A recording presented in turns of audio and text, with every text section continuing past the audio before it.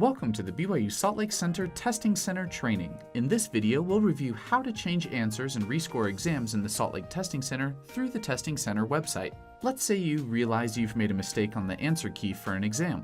To make changes to the answer key, navigate to the Testing Center website at testing.byu.edu. Once you're here, click on the Sign In button at the top to sign in. After signing in, click on the Faculty tab at the top. This will open a drop-down menu. Click on the Test Delivery Information option. The list of tests you have created should display. Find the exam that contains the mistake and click on its title in the Test Setup column. This will open a window that displays all the test information. Find the answer key down at the bottom and click on Edit Answer Key. In the list of questions at the bottom of the page, find the one that has the mistake. Click on the correct answer in that row to update it. Then click Save Answer Key.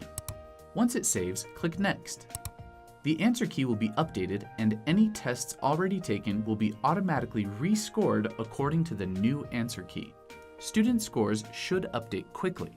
And that's how you update answer keys and rescore exams. Be sure to watch our other videos to learn what else the Testing Center website has to offer.